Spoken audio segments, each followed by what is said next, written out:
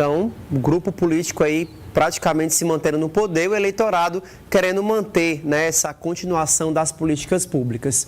Agora vamos começar aqui a analisar outros dados dessa pesquisa, inclusive agora para avaliar como é que estão posicionados esses candidatos nesse cenário, né? Trazer aqui os dados desse levantamento, quem está na frente na pesquisa eleitoral e quem está atrás nesses dados. Vamos aqui com a nossa produção para a gente trocar aqui esse levantamento e trazer, na verdade, como é que estão aí, inclusive aqui um recorte bem mais detalhado sobre essa aprovação do governo Tarcísio em cada segmento, desde o público mais lulista, a esquerda não lulista, até o público mais bolsonarista. Daqui a pouco a gente vai analisar essa parte, esses dados um pouco mais consolidados, mas a gente vai agora diretamente para esses dados da pesquisa em geral, né, dos candidatos que estão postos nessa disputa. Peço aqui para a nossa produção só colocar, né, pular para a parte onde a gente vai avaliar a posição dos candidatos que estão nessa disputa.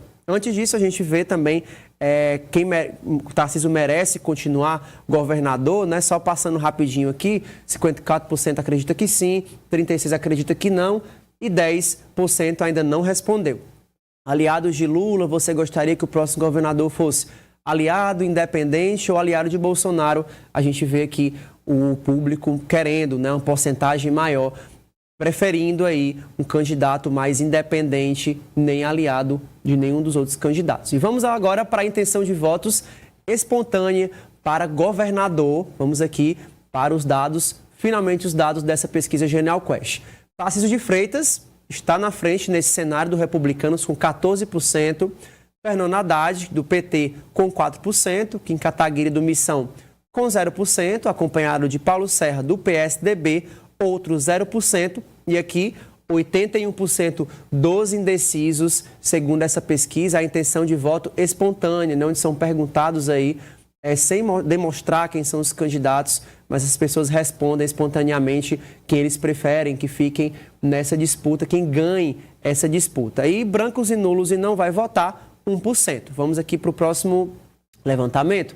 A intenção de voto estimulada para governador de São Paulo no primeiro turno. Então, vamos aqui para esses dados.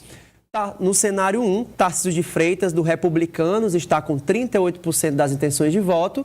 Fernando Haddad está atrás, numericamente atrás, com 26% das intenções de voto. Kim Kataguiri, do Missão, com 5%.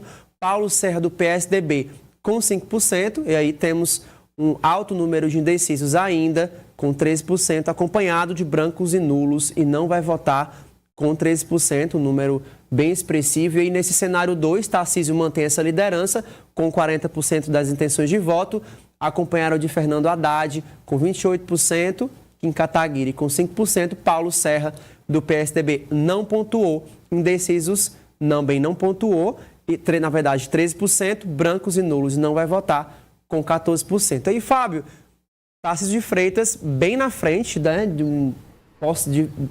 numericamente bem à frente de Fernando Haddad. Queria a sua avaliação com relação a essa liderança de Tarcísio, ele que vem aí fazendo uma sequência de entregas de obras em São Paulo, né?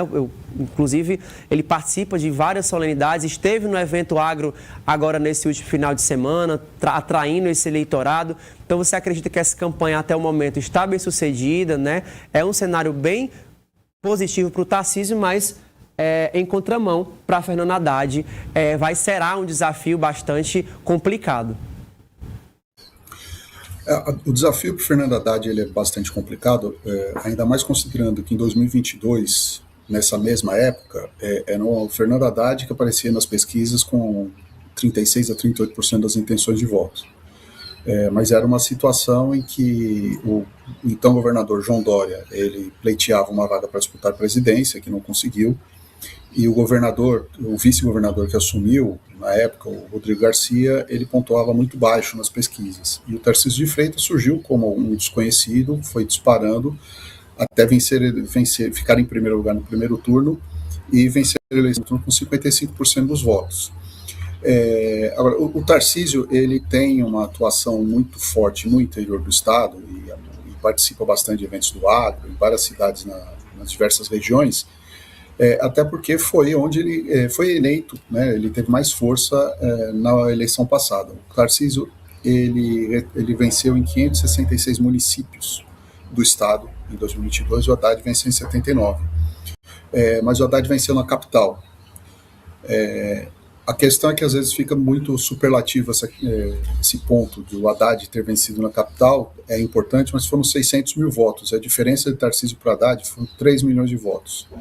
Então, o interior, ele ao mesmo tempo que ele foi sempre a força do quercismo em São Paulo, era a grande força do Geraldo Alckmin, nas eleições que ele venceu aqui no estado de São Paulo, e isso foi transferido para o Tarcísio de Freitas. Então, ele tenta manter todo esse poder dele, esse potencial eleitoral do interior que vinha já desde do Quércia.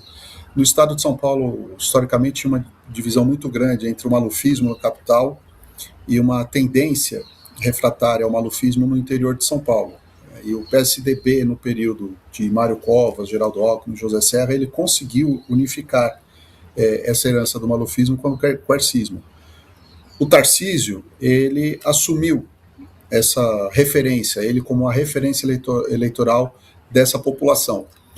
No entanto, embora o Fernando Haddad tenha vencido na capital em 2022, essa diferença não é suficiente para afetar a preferência do eleitorado paulista, que vai de uma perspectiva de centro-direita até a extrema-direita, pois o Partido dos Trabalhadores perdeu nos últimos 15 anos aquilo que aqui a gente chamava de cinturão vermelho, que era um potencial de voto muito grande do Partido dos Trabalhadores na região metropolitana, nos municípios industriais, como Osasco, Guarulhos, o ABC Paulista, e a capital nas regiões da periferia. Se a gente considerar que o PT ele fez 4 prefeitos nas últimas eleições, e nas cidades que o Fernando Haddad teve maior votação percentual em 2022, os prefeitos eleitos foram de partidos que hoje apoiam Tarcísio de Freitas. Então, é muito difícil fazer essa disputa apenas na base daquela estrutura que já está colocada. Agora, a grande dificuldade do Tarcísio é que, nesse momento, ele já não é mais pedra, ele é vidraça. Ele tem que mostrar os resultados do governo, e os resultados daqui por diante serão bastante questionados. Essa mesma pesquisa mostra que a população de São Paulo aponta como os principais problemas do Estado, mas assim, muito à frente dos demais, a questão da violência, da segurança pública e da saúde, que são 2 serviços operados pelo governo do Estado, principalmente a segurança pública, que o Tarcísio de Freitas implantou uma linha dentro da Secretaria de Segurança, que é significativamente mais linha dura em relação ao uso da violência na rua contra o crime comum, né, não necessariamente o crime organizado, mas contra o criminoso comum.